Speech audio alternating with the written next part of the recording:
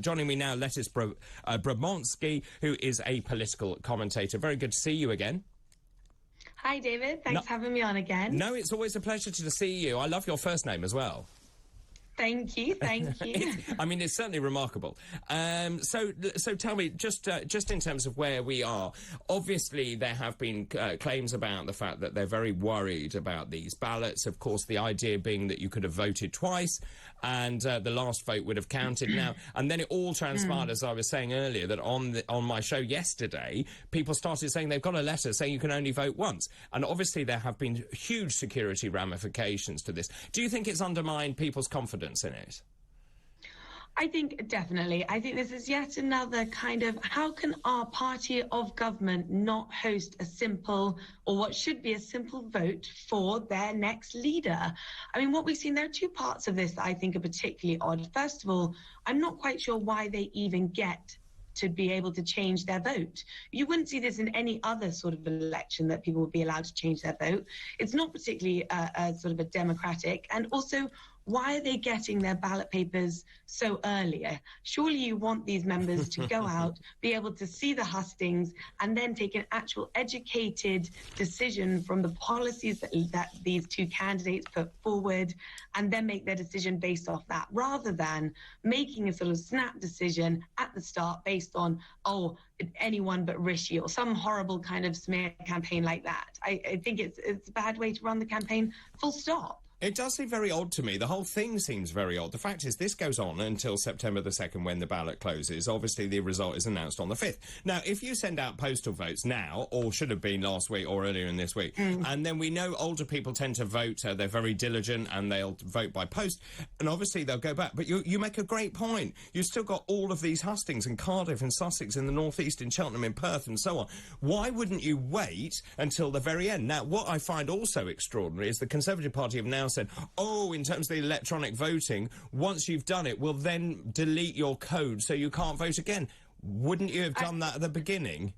Well, exactly. They're completely overcomplicating it. Also, this idea of the little code that you can then go back and change, as you said earlier, that seems like a security threat. They seem to have created their own security issue with this, which is now being delayed. Obviously, there are larger, bigger threats out there. We know that China, Russia, and Iran have all been previously accused of trying to influence polls. And then we also saw in the US election the influence, or whatever you can call it, from again, China and Russia and these big states. But, I mean, even having a small code, it seems like even a low-level hacker or someone just looking to cause a bit of trouble could get hold of that code and could change your vote. Well, I'm nervous in that, not just in terms of the confidence from the Conservative Party members, but I'm nervous from the confidence of the general public. We're not just electing someone, you know, to run one organisation. This is the Prime Minister of this country. Yeah, completely. This is the Prime Minister of this country, and this is the party of government. And this sort of level of incompetence that we've seen over the last few months, we all thought we had got rid of when we got rid of Boris. But the fact that it's still here and we're still seeing signs of this lack of organisation, this lack of structure, surely all these things should have been ironed out when we knew this was happening. Surely they should be waiting in the wings kind of thing to bring out the vote, and it should all flow smoothly, but it hasn't. No, and also I was talking to Charlie Peters, who's a writer and broadcaster, about an hour ago, and I asked him, he's a younger chap, and I was asking him what the mood was amongst the Conservative members, the younger ones, and he was sort of saying that actually they just feel that, you know, the candidates that have been put forward don't represent the youth wing of the party. Do you think that's an issue? I think that, well, first and foremost, we are where we are. I am slightly disappointed by the final two candidates. I do think they are the most continuation of Boris, you could say. I think what will be very key to both of them, and what we're seeing much more from Liz, is who you can get to support you. So we've seen Penny come out in support of Liz in the last few days. That's huge for Team Truss, essentially, going forward. And even though, I mean, Liz Truss has sort of been her own worst enemy at the moment. We've seen in her a giant U-turn that we had yesterday. That was a huge bumble. It took a mere 12 hours for her to turn around. And Rishi was finally having his best day of the campaign yet. But it also sort of showed something to me, which was a kind of a lack of awareness of public opinion, perhaps, that we have out there. And she came out and she said that it had been willfully misrepresented, what she had said. But that wasn't true at all. First of all, we saw in black and white what it had said in the press release, but more so this policy idea had first actually been floated by George Osborne when he was Chancellor. But when Liz was the Chief Secretary to the Treasury under Theresa May, she had actually endorsed this entire idea. And I think there was a sort of strong idea there, but its delivery was so poor and so weak, and it's sort of what we've seen from the Truss campaign, this continuing churning out of policies which clearly are sort of half-baked and not thought through. Well, I would agree, and I would put that on both candidates, actually. I do wonder who's running these campaigns sometimes. The fact is, surely they've got... I mean, one would expect you've got a roadmap of what you're going to announce on each day, and you would have then thought these policies through before you announce them. But, I mean, to be fair to Liz Truss, she said, well, at least I understood, I learnt, and I changed my mind because I realised it wasn't right. However, I take your point. I'm not sure she should have done it in the first place. Just going back to Rishi Sunak and where he is, I mean, according to these polls, the YouGov poll says Truss is at 60%, Sunak at 26%. Now, the Techni poll, which I found today, says it's much, much closer, that Truss is at 48% and Sunak at 42%.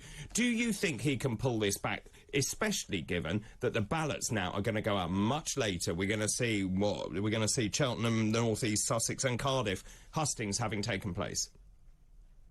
I think that he has been given this window of opportunity, perhaps. The ballot papers are going out later. This has enabled him to have a bit more time to convince people, to sway people to his side. We're also seeing a few blunders from Liz, like this U-turn. That's all working in his favour. I'm not 100% convinced that he'll be able to pull it back enough in time. But all of these things are working in favour. There was another thing that happened the other day where Liz Truss actually came out against Nicola Sturgeon and said the best thing to do with her is ignore her. I mean, that's all funny, and, you know, David, you and I probably will laugh about that on the news here, but ultimately she's a politician, and that's not really what you're looking for in a politician. She's going to, if she gets elected, she's going to have to work with Nicola Sturgeon. I'm definitely pro the union, and I think that if that's what our Prime Minister is going in first, sort of creating enemies and creating tensions, that's not going to go down well with a lot of the membership. Yeah, not least in Scotland. I mean, I did think it was a very extraordinary thing, but I mean, I think you have to remember that obviously that she's playing to two different audiences, isn't she? She's playing to the Conservative members themselves, who absolutely loved it, and of course, then you know, on the UK stage, of course, it's really not very politically correct, nor is it the right thing to do if you're trying to keep the union together. Yeah, exactly. And that's what we've seen so very, very clearly, is that this is a campaign for the Tory leadership. Neither candidate is thinking at all, really, about the general election. We've seen from Rishi's side him taking his hard line on immigration going forward. Liz is, you know, her bonfire of EU laws and her tax cuts. They're very, very conservative in nature. Even this, the U-turn, it was right in sentiment. It was very libertarian to cut back on this spending, to cut back, you know, a small state, essentially. So it was appealing to the right people, but yeah, it didn't quite follow through. But yeah, this is a battle for the Tory leader. This isn't a battle for the general election just yet. Well, quite well said. Let me just ask you about Lord Cruddas, because obviously I've just been watching this petition grow. We're over 14,000 now. Lord Cruddas, I don't know if you've seen this in Conservative Home today. Lord Cruddas has written to the Conservative Party chiefs essentially saying that because they cannot be sure that the ballot is secure, and he calls for a number of things. He says he's worked in the financial services sector for over 45 years. He says there are over 1 million clients using his technology platforms, and he's very concerned about, you know, whether this ballot is actually secure. And he has said to the board, you have to suspend the leadership campaign now. You cannot accept the resignation of the Prime Minister. You have to allow the party members to decide on a simple yes-no ballot to accept the Prime Minister's resignation going forward. So he's really sticking his oar in. He is. And Lord Credis was someone who was actually ennobled by Boris Johnson himself. He is a devout Boris loyalist, and he is, in fact, the main driving force behind the Boris ballot that we've been talking about over the past few weeks of, you know, getting Boris back into PM, giving people the vote to say, actually, we want Boris, not these two other candidates. So to be honest, I'll take everything that he says with a bit of a pinch of salt in trying to throw out this leadership election.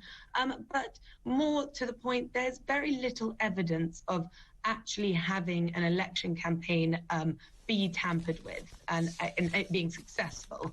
We just don't have that evidence. There has been other propaganda sways for it, but the actual tampering of it, I think we can make it secure. And frankly, we have to make it secure. No, I don't think it should be thrown out. And very quickly, very, very quickly, will Boris Johnson do a Winston Churchill? Will he, to quote Arnie, be back? No, he will not. Well, that was very quick. Thank you very much indeed, Lettice. It's such a brilliant name. I love it. That's Lettice Bromovsky, who is political commentator with her thoughts on the leadership election.